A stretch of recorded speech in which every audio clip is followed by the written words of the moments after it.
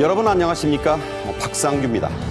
우리나라와 카자흐스탄이 배터리의 핵심 소재인 리튬과 크롬, 티타늄 등 핵심 광물들을 함께 탐사하고 최종 사용할 때까지 협력하기로 합의하고 37건의 양해각서를 체결했습니다. 전라북도 부안군 일대에서 올 들어 최대 규모의 지진이 발생했습니다. 이른바 불의 골이라 불리는 동부가 아닌 호남권의 내륙에서 규모 4.0 이상의 지진이 일어난 것은 이번이 처음입니다. 정호김 전 국회의원, 신치영 연세대 객원교수와 함께 말씀 나누겠습니다. 어서 오십시오. 윤석열 대통령은 중앙아시아 3개국 국빈 방문 두 번째 나라인 카자흐스탄에서 이틀째 일정을 보내고 있습니다. 방문 첫날 이루어진 공식 환영식 모습부터 보시겠습니다. 네, 카자흐스탄 공식 환영식. 지금 윤 대통령과 김건희 여사가 입장하고 토카예프 대통령이 영접하는 모습을 보고 계십니다. 먼저 사열부터 하고 있고요. 지금 양국의 강요들이 도열해서 윤 대통령에게 특히 이제 카자흐 쪽부터 저렇게 인사를 하고 있는 모습입니다.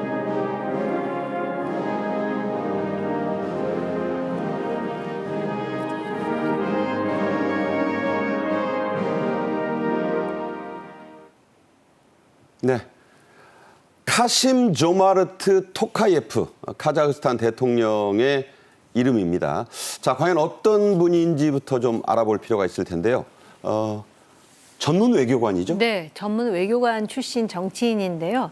사실은 카자흐스탄의 이 전임자가 굉장히 유명한 독재자였죠. 나자르바예프. 네, 맞습니다. 그리고 제가 알기로는 또 이명박 대통령하고 굉장히 가까운 사이였어요.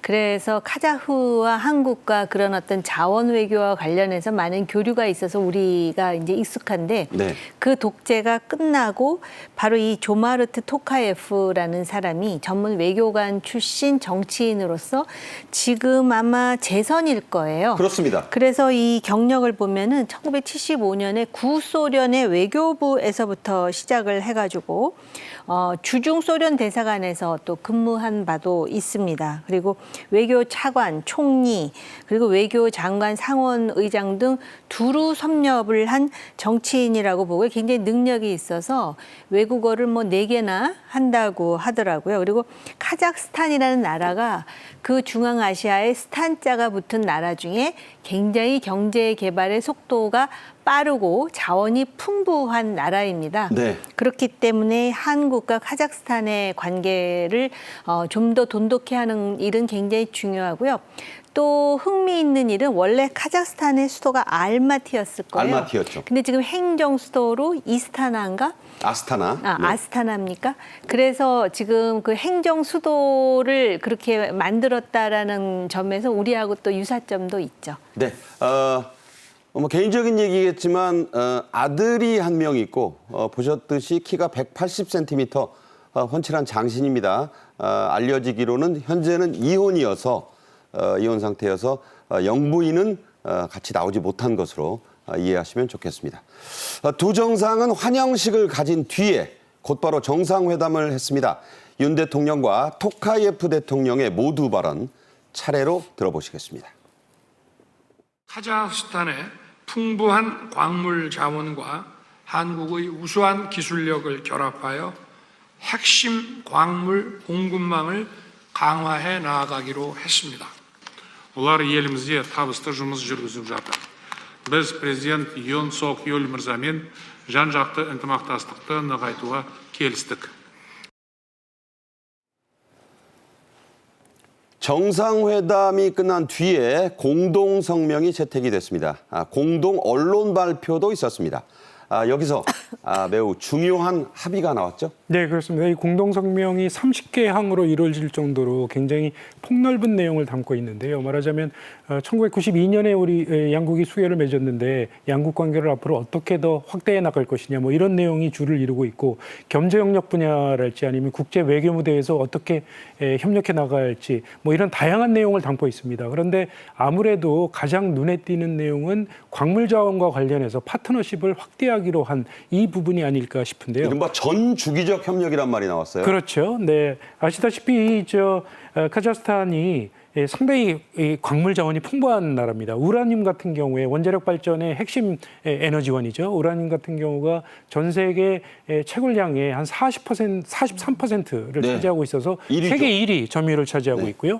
그리고 크롬하고 티타늄 같은 경우도 세계 2위와 3위를 차지하고 있는 오, 그런 대단하죠. 나라입니다. 네. 굉장히 광물 자원이 풍부한 나라여서 이 광물 자원을 어떻게 찾아서 어떻게 채굴을 하고 어떻게 상품화를 시키느냐, 이게 굉장히 카자흐스탄으로서도 중요한 시점인데, 저희에게는 이제 이 기술이 있기 때문에 우리의 기술과 카자흐스탄의 광물 자원을 결합을 해서 같이 시너지를 높여보자 하는 이런 내용의 파트너십을 체결하기 위한 양해각서가 체결이 됐습니다. 이 양해각서를 통해서 우리나라 기업의 입장에서는 우선적으로 카자흐스탄에 묻혀 있는 광물 자원을 발굴을 하고 채굴을 해서 우리가 우선 사용을 할 수 있는 이런 권리를 앞으로 확보할 수 있는 이런 교두보가 마련이 됐다, 이렇게 해석할 수 있을 것 같습니다. 그러니까 말씀하신 대로 전 과정, 탐사부터 최종 사용까지 협력을 하면서 만약에 경제성이 확인되면 한국 기업부터 들어온다. 매우 중요한 합의죠. 세부적으로 좀 들어가 보겠습니다. 우리 지질자원연구원과 SK 에코플랜트는 카자흐스탄의 산업건설부와 MOU를 맺었는데 이건 어떤 내용입니까? 네, 한국지질자원연구원과 SK 에코플랜트가 그냥 카자흐스탄의 산자부 같은 곳이죠. 그래서 MOU를 맺었고요.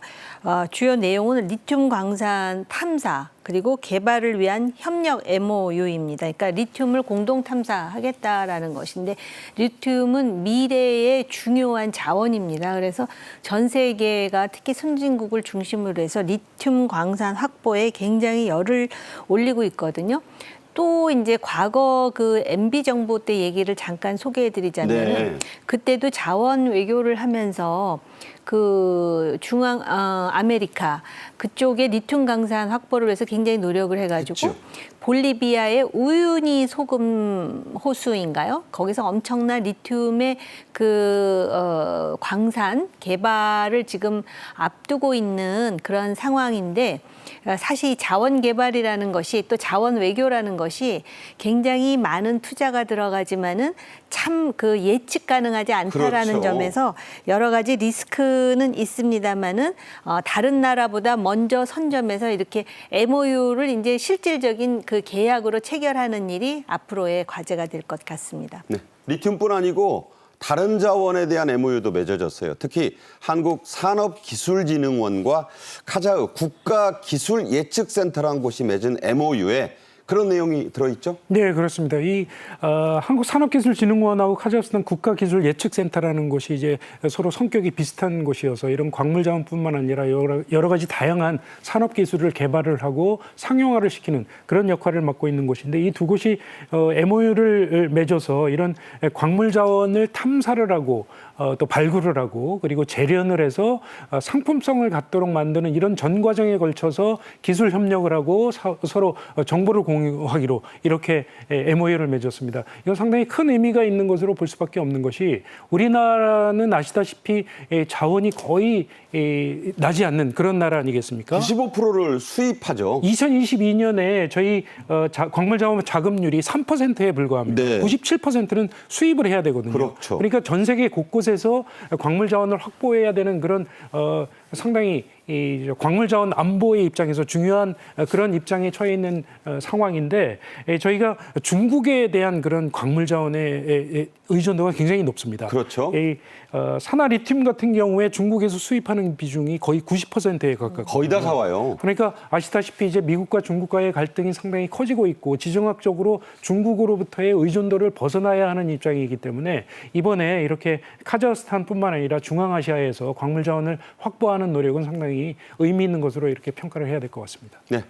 세계적인 7위의 천연가스 매장국이기도 한 카자흐와 에너지 그리고 관련 인프라 분야에서도 우리나라 기업의 카자흐 진출 기회가 이번에 국빈 방문을 계기로 확대가 됐습니다. 자, 어떤 내용이죠?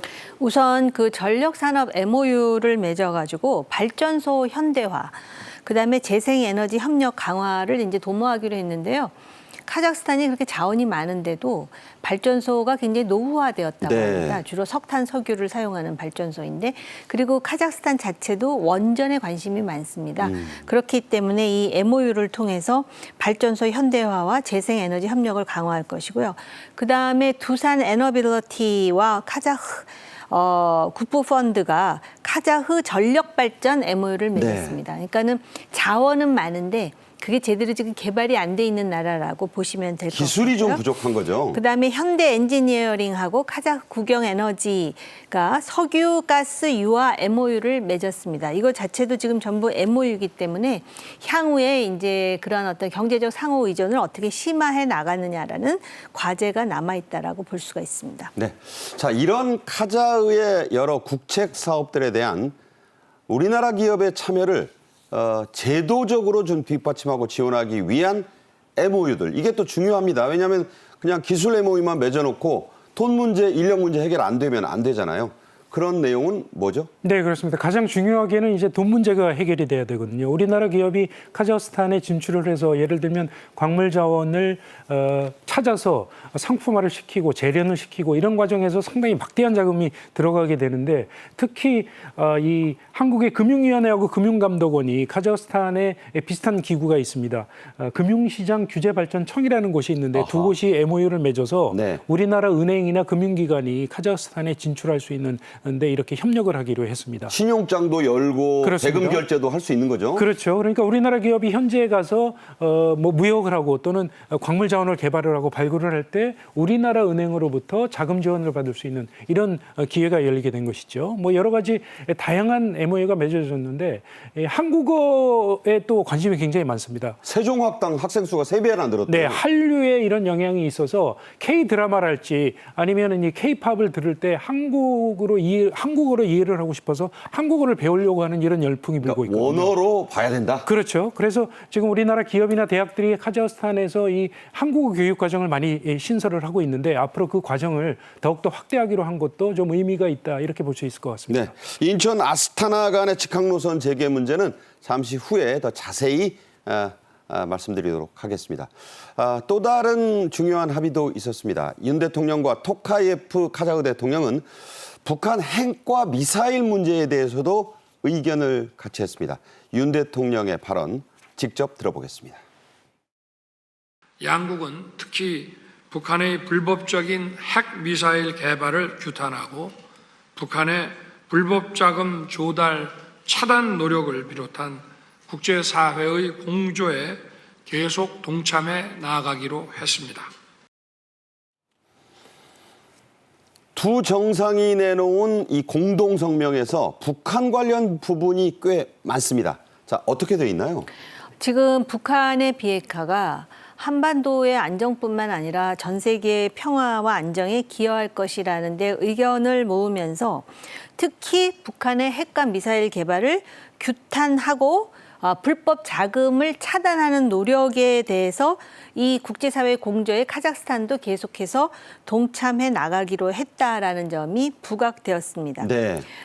특히 윤 대통령은 한 카자흐스탄 그 비즈니스 포럼에 참석을 해가지고 그 인프라, 특히 카자흐스탄의 노후한 인프라를 고도화하는데 한국의 핵심 역할을 하는 동반자가 되겠다. 이거는 네. 이제 카자흐스탄에 주는 당근이고요. 그렇군요. 그 대신에 북한 핵 문제와 관련해가지고 구소련과 상당히 돈독한 관계에 있었고 결국은 소련이 해체되면서 새로운 공화국으로 부각되어 아직도 러시아와의 관계를 무시할 수 없는 카자흐스탄으로 하여금 그렇죠. 북한 핵 문제를 규탄하고 국제사회의 노력에 공조하도록 유도했다라는 것에 상당히 의미가 있을 거라고 생각하고요.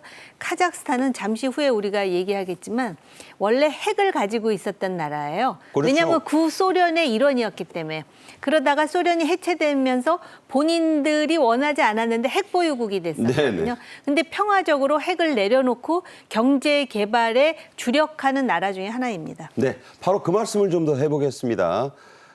푸틴 대통령이요, 토카예프 대통령, 그 이전에 나자르바예프 대통령부터 카자흐스탄을 아주 대놓고 무시한 일이 많았어요. 이 핵 문제 때문입니다.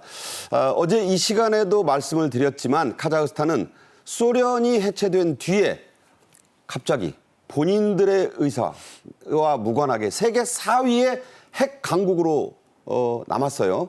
소련이 남긴 다량의 핵무기 또 핵실험장을 그런데 카자흐의 신정부가 자발적으로 폐기하고 폐쇄했었죠. 네, 그 당시에 이제 미국의 외교적 노력이 굉장히 컸어요. 그래서 미국 내에서는 넌 루가 액트라고 해가지고선 이렇게 자발적으로 내려놓는 나라에 대한 경제 지원, 그 다음에 안보 보장, 그리고 또 많은 과학자들을 미국으로 전부 유인을 했죠. 네. 전인을 해가지고 미국에서 먹고 살 수 있도록 해줌으로써 이 과학자가 그 나라에서 나중에 마음이 바뀌어서 핵 개발을 하지 않도록 하는 여러 가지 유인책을 썼고 네. 카자흐스탄과 우크라이나와 벨라루스가 그 대상국이었었습니다.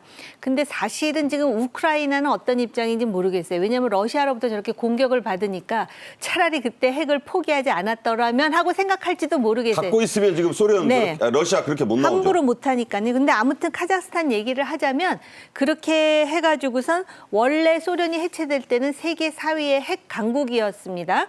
그리고 사실은 소련의 그 영향력 하에 있으면서 핵실험을 카자흐스탄에서도 많이 해가지고요. 한 500번 가까이 했죠. 그래서 저 그 후유증이 꽤 있어요. 근데 아무튼 카자흐스탄은 새롭게 공화국이 만들어지면서 전략 핵탄두 1,410개 그리고 어마어마한 양이죠. 그 대륙간 탄도 미사일 104기를 자진 폐지를 합니다.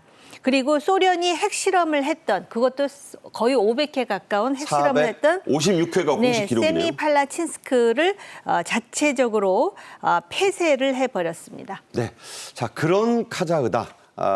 그야말로 비핵화의 모델 국가, 모범국이라고 윤 대통령이 상찬하기도 했던 그런 나라입니다.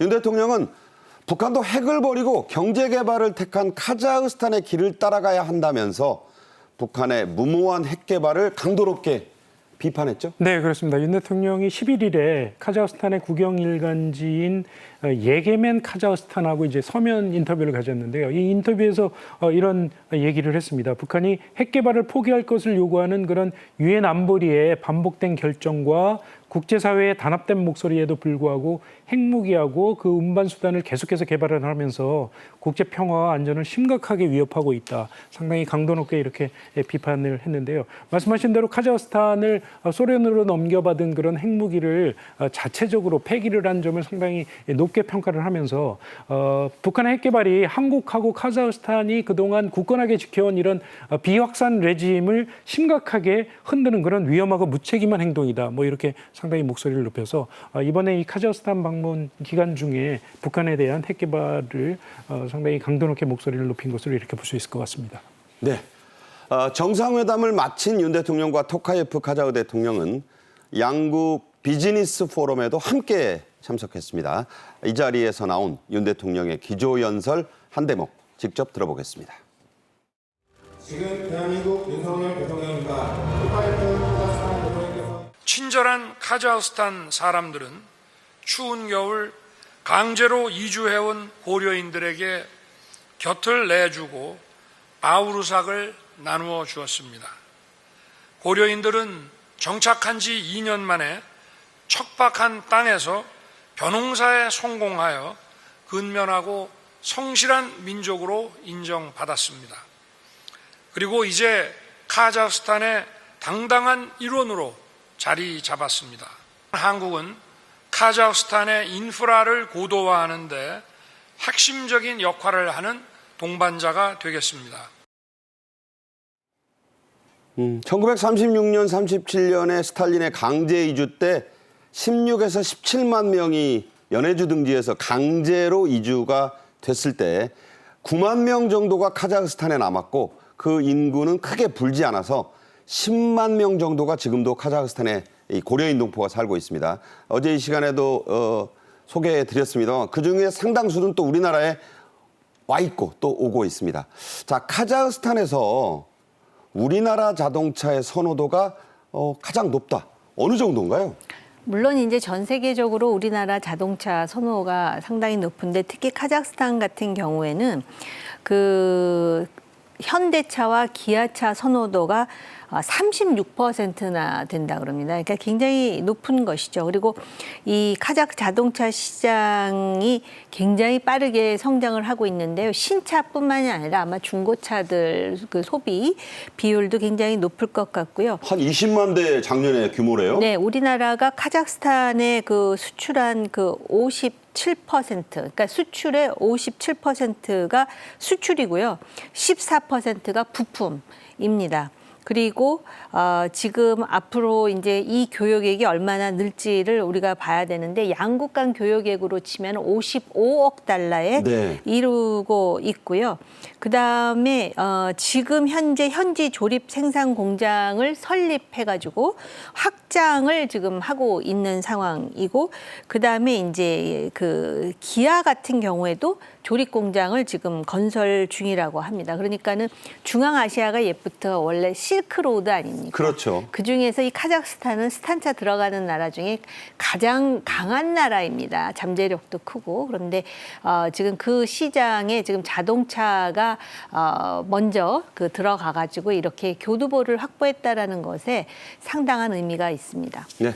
비단기라면 그 이전부터 생각나는 게 바로 해초 스님의 왕호천축 국전인데, 그 당시에 바랑지고 떠났던 그 인도 가는 길을 이제 한국 차가 달려다닌다, 이렇게 생각하시면 이해가 좀 더 쉬울 것 같습니다.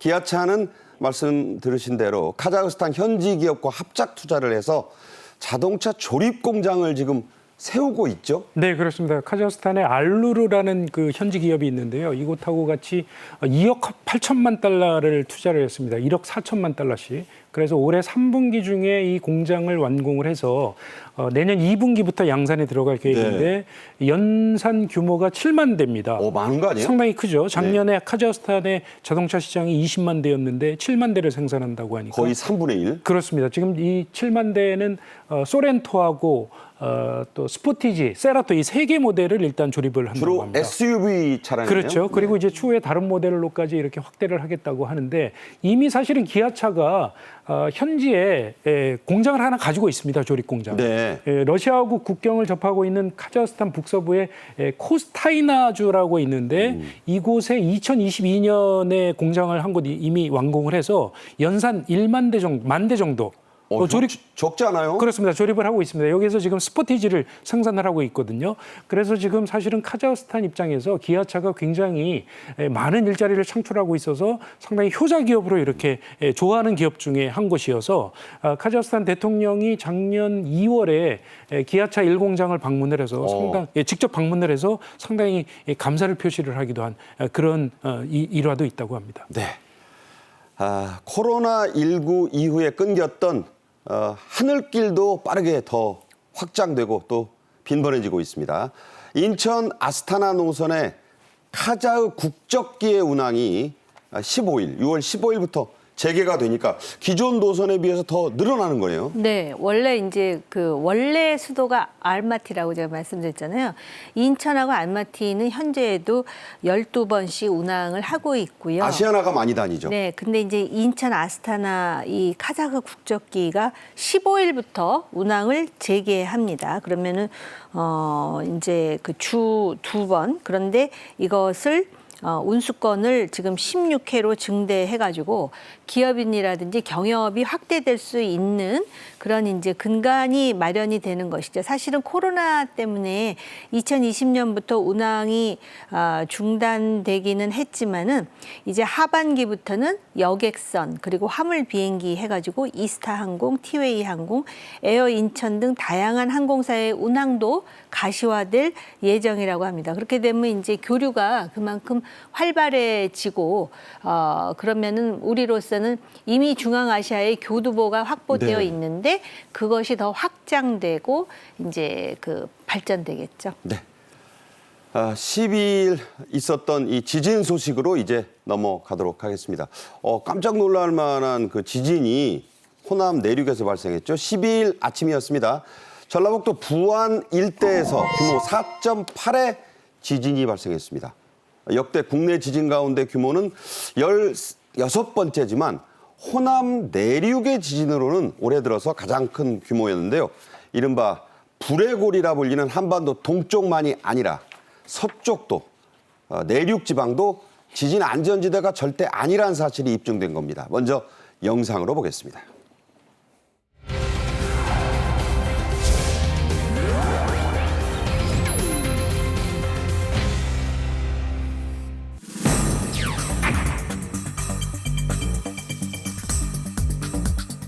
정말 제가 듣지 못했던 그런 소리, 천둥 소리도 아니고 건물이 흔들리기 시작하는데요.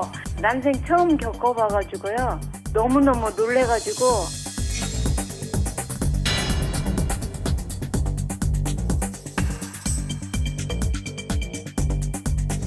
아침 식사를 하고 있는 중에 우르릉하는 폭발하려고 하는 그런 소리들이 좀 크게 났어요. 이거 지진인가 보다 하고.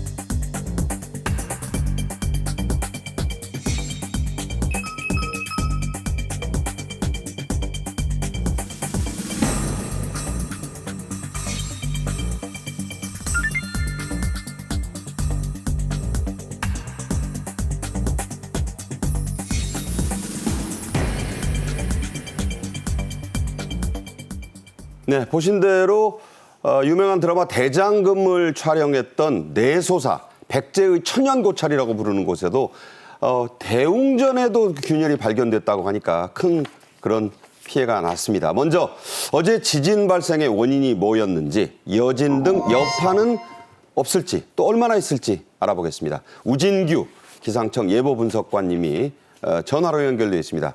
나와 계십니까? 네, 안녕하십니까. 네. 자, 부안 지진은 규모 4.8이었고, 이게 이제 올 들어 가장 큰 규모였습니다. 4.8이면, 자, 어느 정도 세기죠? 네, 이게 그 지진의 규모가 뭐 어느 정도라고 특정할 수는 없지만, 우리가 2016년 경주 지진을 다 기억하실 텐데요.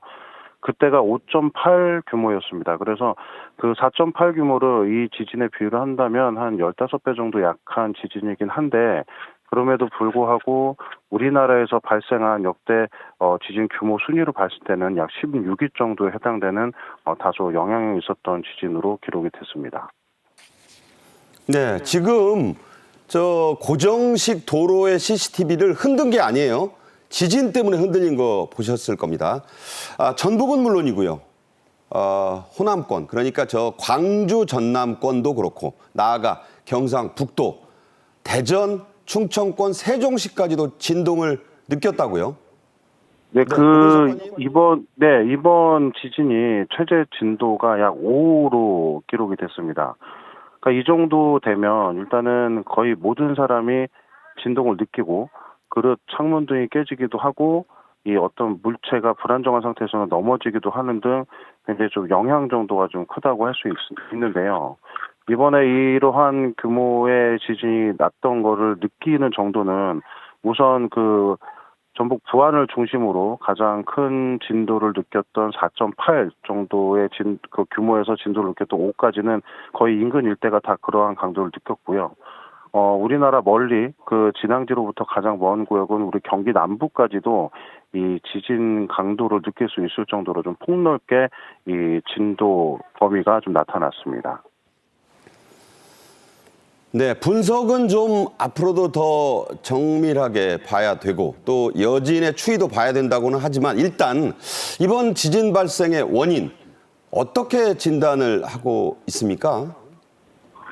네, 우선 명확한 그쪽의 단층 활동에 대해서는 아직 파악은 하지 못했지만, 이 전북 부안군 주변에 발생한 이 지진은 일단 그 주양이동 단층 운동으로 분석이 되고 있습니다. 우리가 지진을 일으키는 크게 세 가지의 단층 운동이 있는데, 역단층, 정단층, 그리고 이 주양이동 단층이 있는데, 이 중에 우리나라에서 가장 주로 지진에 영향을 주는 단층 운동인 이 주양이동 단층이 이번 지진의 원인으로 파악되고 있습니다. 네. 자, 앞으로 이제 여진이 얼마나 날지, 그 가능성은 얼마나 되고 또 여진이 만약에 발생한다면 자, 그 규모, 왜냐하면 이 피해가 중요하니까요. 얼마나 예상하십니까? 네, 우선 여진의 가능성은 일반적으로 이런 좀 4.0대 이상의 지진이 발생했을 경우에는 약 일주일 정도 여진이 좀 발생할 가능성이 높다라고 보고 있고요. 이후에 수개월까지도 이 작은 여파의 여진들이 발생할 가능성이 있기 때문에 앞으로 그 여진에 대한 가능성은 염두에 두시고 항상 경각심을 갖고 계셔야 되고요. 그리고 이 여진이라고 하는 것의 앞으로의 강도 같은 경우들은 통계적으로 봤을 때 본진, 그러니까 이번 지진이 4.8이 나타났는데 이 규모에서 약 1에서 1.5 정도의 작은 형태로 해서 그러니까 약 최대한 3점대의 그런 여진이 나타날 가능성도 있기 때문에 이에 대한 주의도 좀 하고 계셔야 됩니다. 자, 말씀 잘 들었습니다. 지금까지 우진규 기상청 예보 분석관이었습니다. 고맙습니다. 네.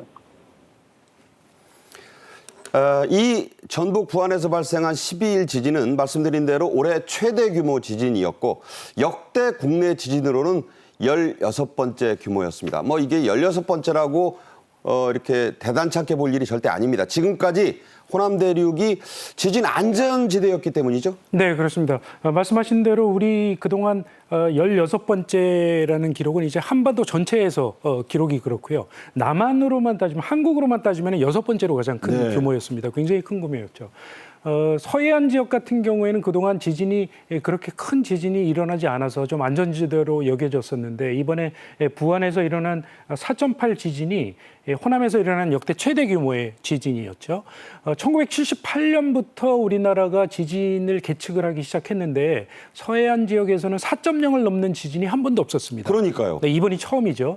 종전에 지금까지 가장 큰 강도의 지진은 2015년에 익산에서 전북 익산에서 일어났었던 규모 3.9의 지진이었으니까. 그러니까 그게 전부 내륙이었잖아요. 그렇습니다. 네, 그러니까 이번에 이 부안 지역에서 일어난 그 4.8 강도 4.8의 지진이 상당히 깜짝 놀랄 수밖에 없는 그런 지진이었죠. 전문가들 얘기는 이제 한반도 전역에서 지진으로부터 자유로운 것은 없는 것 아니냐 이렇게 좀 봐야 될 것 같다라고 얘기를 하고 있고요. 실제로 1455년에 전남 순천에서 6.0 강도 6.0의 지진이 발생을 했다는 그런 기록도 있습니다. 그렇지만 네. 네, 그러니까 전문가들의 얘기는 이 강도가 센 이런 지진 같은 경우에는 굉장히 오랜 세월을 주기로 두고 일어나기 때문에 이 서해안 지역에 대해서도 안심해서는 안 된다 이렇게 지적을 하고 있습니다. 네, 이 부안 지진의 진앙, 그러니까 그 중심은 지표면으로부터 8km 정도 지점이라고 합니다.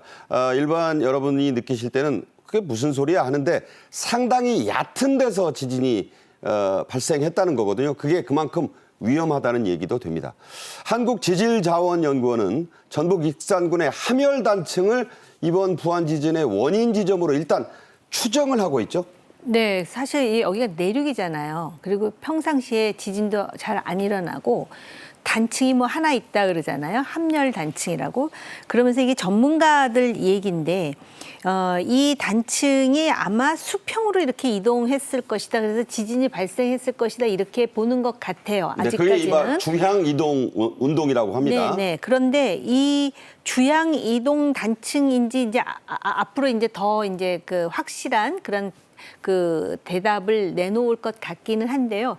그렇게 얘기하면서 뭐라 그러냐면 지진이 어떻게 움직였냐면은 북동에서 남서 아니면 남동에서 북서로 이렇게 움직였다라는 네. 거예요. 그래서 지진이 났다라는 것인데 지금 이제 앞으로 여진이 어떤 식으로 나느냐에 따라서 좀 더 정확한 그런 이제 그 결론이 나올 것 같은데 지금 단층선이 하나밖에 없다 그러지 않았습니까? 그렇기 때문에 더 앞으로 조심해야 될 것 같아요. 왜냐하면 그동안에 기후 변화 그리고 글로벌 워밍 때문에 주로 지진이나 화산이나 화재가 났던 지역은 태평양에 있는 섬이라든지 그렇죠. 우리나라도 그래서 제 생각으로는 부산이나 인천 같은 데가 위험할 거라고 생각했는데 지금 말씀하셨듯이 내륙이잖아요. 그렇죠. 그리고 우리는 왜 그 학교에서 배울 때 우리나라는 노년기 지형이라 이런 위험이 없다 그랬는데 이렇다면은 특히 대도시권에 그 물론 내진 설계는 돼 있겠지만 고층 빌딩이 그렇게 이렇게 많은데 향후에 이것을 정부가 대책을 미리 만들어야 되고요. 지금도 TV 방송을 보면 지진이 났을 때 대피 요령을 말해주긴 하는데 이제 실전 연습까지 특히 학생들한테 시켜야 되는 게 아닌가 싶습니다. 네, 이 시간에 다시 한번 저희가 전해드리겠습니다. 지진 발생 당시에 전라북도 부안 읍에서 근무하고 있던 박병렬 KT 부산빌딩 시설소장이 체험담을 전해왔는데 아주 생생합니다. 직접 들어보시죠. 처음에는 뭐 이렇게 폭탄이 떨어지는 그런 소리가 쾅 났었어요. 청사에. 그러다가 이제 소리가 남과 조금 잠깐 있다가 이렇게 지층이 흔들렸어요. 땅이 전체가 흔들리니까 건물이 그냥 그대로 땅에 그 움직임에 이렇게 쏠렸다고요. 뭐 아파트 15층 그런 데 사는 분들은 아파트가 좌우로 크게 흔들렸다 그러거든요. 집들은 돌담 정도는 이렇게 무너지고 그래서요. 오래된 집 같은 경우에 뭐 벽 같은 데 금이 좀 가고, 물론 저도 걸어 다니면서도 머리가 좀 어찌러찌러는 기분도 느꼈어요. 네, 돌담도 무너지고 오래된 집 같은 경우에는 보신 대로 균열이 좀 심합니다. 여진이 12일 오후 2시경까지 계속됐습니다. 무려 15차례나 일단 발생을 했죠? 네, 그렇습니다. 오후 2시까지 15차례가 있었고 또 오후 늦게 저녁 8시경까지도 2차례가 더 있어서 총 17차례의 여진이 있었다고 하는데요. 14번째 여진까지는 규모가 2.0으로 좀 작은 여진이었는데 오후 1시 55분에 15번째 여진이 규모가 3.1을 넘었다고 합니다. 그러니까 상당히 센 강도였고요. 그래서 진앙지로부터 50km 이내 지역으로 긴급 재난 문자가 발송되기도 했고요. 3.1의 지진 여진이면은 호남이나 영남 쪽 일원에서도 이 흔들림이 느껴졌을 거고요. 그리고 대전이나 충남 이런 쪽에서도 지진을 경험했을 만한 그런 정도의 세기라고 볼 수 있을 것 같습니다. 네. 방금 소식을 전해온 박병렬 소장은 바로 이 규모의 여진, 그러니까 3.2를 겪었을 때도 느낌을 생생하게 본인이 느꼈다고 했습니다. 역시 직접 들어보겠습니다. 1시 한 55분에 또 그 여진이 한번 왔었어요. 그때는 이제 쿵 소리만 났었거든요. 그 오전에 그 큰 진동보다는 훨씬 약하게 뭐 3.1이라고 떴는데 재난 문자에. 네. 이제 사람이 느낄 수 있는 거는 2차례고 마을 회관에서 이제 지진시 뭐 낙하물주의 그런 안내 방송 많이 했었는데 주민들이 또 밤에 혹시 더 강한 또 지진이 나타나지 않을까 이런 걱정들을 좀 많이 하고 있죠. 네. 어젯밤을 지냈지만 불안은 계속되고 있다고 합니다. 이런 여진은 전문가들 말대로 한 달 이상, 몇 달까지도 가는 경우가 있습니다. 경주 지진 때는 1년 후에도 여진이 발생했었어요. 경주가 리히터 측정으로 5.8 규모였다 그러는데요. 여진이 600여 회 1년 동안 그렇게 났다고 하거든요. 그리고 규모가 4.5 이상이면은 여러 달 동안 걸쳐서 여진이 지속된 적도 있다고 하는데 여진이 과학적으로 나오는 게 아니에요. 그래서 대체적으로 보면은 본래의 규모보다 한 1.2 정도 낮다고 이렇게 하는데 부안 여진의 경우는 그렇다면은 최고의 여진이라면 3.6을 예상하는데요. 4.8 빼기 1.2죠. 그렇게 했는데 이렇게 산수로 계산할 자연현상은 아니라고 보거든요. 그러니까 여진인지 본진인지 또 올 수도 있는 거잖아요. 한번 왔으니까. 모르죠. 겪어보지 않은 사람은 이 지진에 대한 공포를 잘 모를 것 같은데요.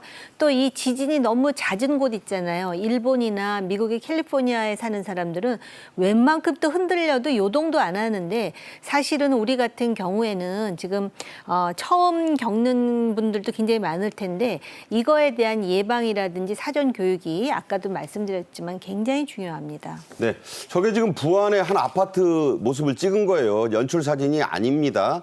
안에 있는데 전등이 흔들리고 에어컨이 앞으로 왔다 갔다 하면서 그릇이 떨어진다. 자, 실제로 정말 대단하게 공포감이 들 텐데 사실 직접 겪어보지 않으면 4.8이 어느 정도야? 저도 잘 모르겠습니다. 신 교수가 단계별로 좀 정리해 주세요. 네. 지진의 세기를 나타낼 때 우리가 규모하고 진도라는 두 가지 단위를 사용을 하는데요. 이번에 부안 지진이 4.8의 규모였었죠.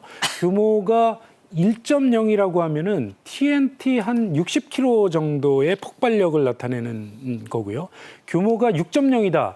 그러면은 히로시마 원자폭탄의 폭발력을 나타냅니다. 이렇게 이런 규모는 한 번의 절대적인 강도를 나타내기 때문에 지역에 따라서 뭐 달라질 이유가 없죠.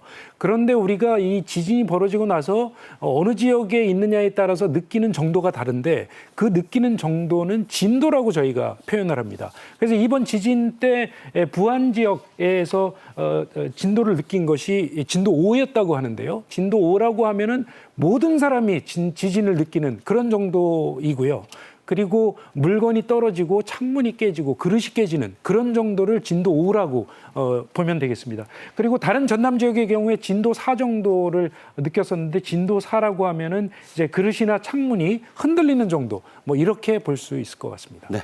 자, 이번 부안 지진의 가장 큰 특징은 지진 발생 10분도 채 안 돼서 재난 문자가 전국으로 발령됐다는 겁니다. 부안 현지 주민의 이 문자 경험담 역시 들어보겠습니다. 제 생애 처음으로 그런 걸 느꼈죠. 땅 전체가 진동을 했었어요. 바로 재난 문자가 와서 이게 무슨 상황인가 잠깐 있었는데 재난 문자가 와서 봤더니 지진이더라고요. 재난 문자가 그렇게 빨리 올 줄은 저는 몰랐네요. 순간적으로 그 상황이 있은 다음에 바로 재난 문자가 떴어요. 그래서 재난 문자 보고 이게 지진이구나를 알았죠. 들으신 대로 전북에서 발생한 지진인데 전국으로 재난 문자가 갔습니다.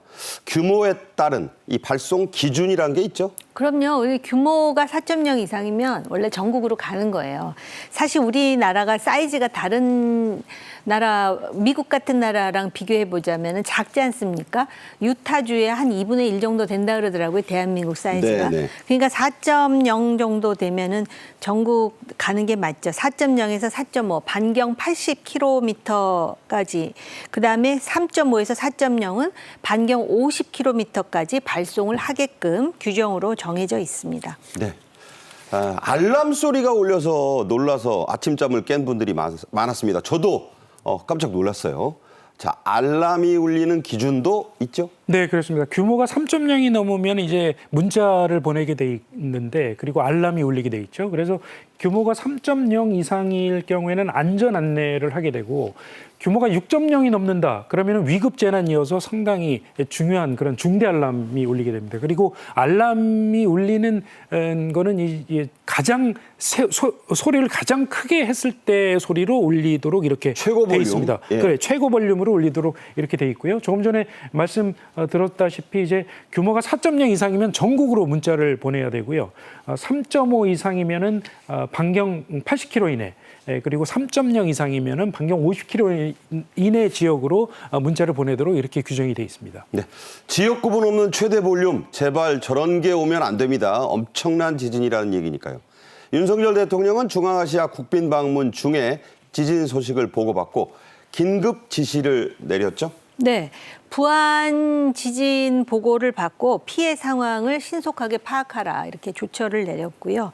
그리고 행안부, 국토부에 재반 조처를 취하고 비상 대응 태세를 점검하라고 지시를 했습니다. 네. 자, 이제 우리나라에는 지진 안전지대라고 부를 곳이 없는 것 같습니다.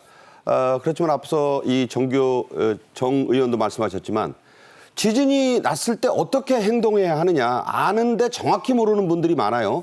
이 시간을 통해 다시 한번 정리해 보겠습니다. 네, 지진이 왔을 경우에 큰 흔들림은 한 1, 2분 정도 유지가 되거든요. 그 지역에 실내에 있다 그러면은 이 튼튼한 탁자랄지 책상이랄지 이 밑으로 들어가서 그 책상 다리 같은 것을 붙들고 이렇게 있는 게 좋을 것 같고요. 그리고 가장 주의해야 될 게 물건이 떨어지는 겁니다. 조금 전에 화면에서 보셨다시피 슈퍼마켓에서 물건들이 이 주변으로 어지럽게 이렇게 쓰러진 모습을 봤는데 실내에 있을 경우에 떨어질 만한 물건이 어디 있는지 위치를 파악을 해서 그 물건을 좀 피한 지역에서 좀 있는 것이 좋을 것 같고요. 엘리베이터는 절대 타시지 마시고요. 그러니까요. 만약에 엘리베이터를 현재 타고 있다. 그러면 모든 층을 누른 다음에 가장 빨리 열리는 층에서 신속하게 내려서 계단으로 대피를 하는 것이 좋을 것 같습니다. 그리고 운전할 때는 도로에서 이제 오른쪽에다 얼른 차를 멈추고 차키를 꽂아두고 내려라. 왜 차키를 꽂아두고 내려야 됩니까? 그래서 차키를 꽂아놓고 이동을 해야 될 일이 있을 경우에는 이동을 할 수도 있기 때문에 차키를 꽂아놓도록 이렇게 안내를 하고 있고요. 그리고 차에서 내린 다음에는 신속하게 공원이랄지 숲이랄지 이렇게 넓은 개활지로 이동하도록 이렇게 공고가 되고 있습니다. 네, 동반한 어린이가 있으면 반드시 신발을 신겨서 대피하시고 영유아는 없는 띠를 준비해야 됩니다. 어떤 상황인지 모르니까 들쳐업고 반드시 매야 된다는 얘기고 끝으로 확인할 수 있는 포털이 있죠? 네, 그렇습니다. 이 재난 문자 같은 것이 발송이 될 경우에 이런 그 기상청 포털 같은데 확인을 해서 어떤 지역에서 지진이 일어났고 어떻게 행동을 해야 될지 이런 안내를 좀 받을 수 있을 것 같습니다. 네. 자, 이런 지진 또 여진 각별히 대비를 해야 합니다. 유비무환이란 말이 다시 한번 생각나는 그런 사태니까요. 부안만이 아닙니다. 전국이 곳곳에서 이런 위험에 노출될 수 있습니다. 정호김 전 의원, 신치영 교수와 함께 말씀 나눴습니다. 고맙습니다. 6월 13일 목요일 정책엔 이슈는 여기서 마치겠습니다. 정책엔 이슈는 6월 17일 다음 주 월요일부터는 오후 1시에 방송됩니다. 계속해서 많은 시청 부탁드리고요. 저는 내일 정오에 다시 찾아뵙겠습니다. 고맙습니다.